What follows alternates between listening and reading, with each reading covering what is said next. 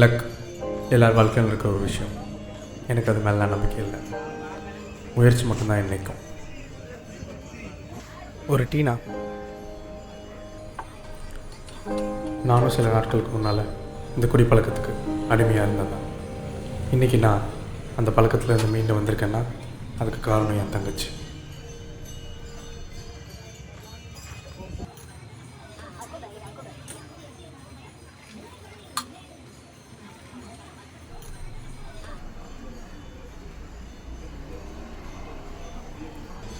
ஆனால் இன்றைக்கி என் தங்கச்சி என் கூட இல்லை. காரணம் இந்த குடிப்பழக்கம்.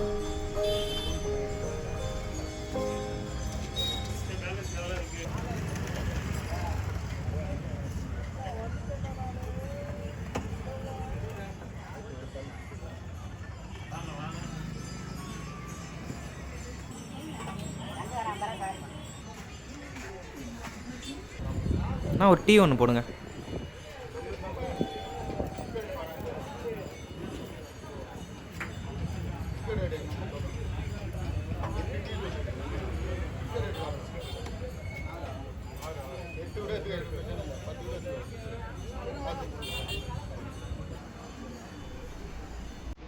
பல போராட்டத்துக்கு அப்புறம் இன்றைக்கி எனக்கு வேலை கிடச்சிருக்கு.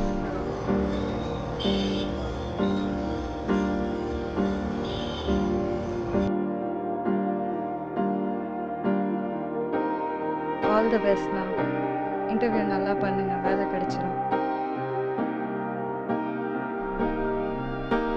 ஆனால் இந்த நேரத்தில் என் தங்கச்சி என் கூட இல்லை. ஹாப்பி பர்த்டே அண்ணா.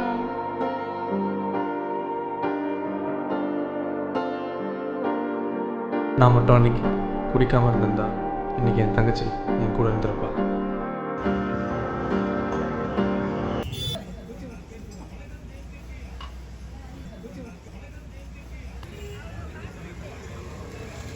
ஹலோ ஃப்ரெண்ட்ஸ், இன்றைக்கி வந்து என் அண்ணாவோட பர்த்டே. ஸோ நான் கேக் வாங்க போகிறேன். நீங்கள்லாம் எனக்கு டெக்கரேஷன் ஐட்டம் மட்டும் வாங்கிட்டு வர முடியுமா? ஓகே, நாங்கள் டெக்கரேஷன் ஐட்டம் மட்டும் நாங்கள் வாங்கிட்டு வந்துடுறோம். ப்ரோ, இது யாருன்னு தெரியுமா?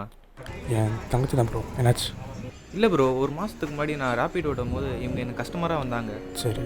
ஏதோ பர்த்டே ஃபங்க்ஷனுக்கு கேக் கூட வாங்கிட்டு வந்தாங்க. இவங்களுக்கு என்ன ஆச்சுன்னு உங்களுக்கு தெரியுமா? ஆக்சிடெண்ட் ஆகிடுச்சு ப்ரோ. வண்டியில் போய்ட்டுருக்கும்போது. அது எப்படி ஆச்சுன்னு உங்களுக்கு தெரியுமா? தெரியாது. நீங்கள் தான் ப்ரோ காரணம். ஏன்னா நீங்கள் ராங் ரூட்டில் வந்ததால தான் எங்களுக்கு ஆக்சிடெண்ட் ஆச்சு. என்னாலயா? இதை விட கஷ்டம் எனக்கு இருக்க முடியாது. என் தங்கச்சி இறந்தது நானே காரணமாயிட்டேன். அன்றைக்கி நான் மட்டும் குடிக்காமல் இருந்தேன்னா இன்றைக்கி இதே மாதிரி என் தங்கச்சி கூட நானும் சந்தோஷமாக இருந்திருப்பேன்.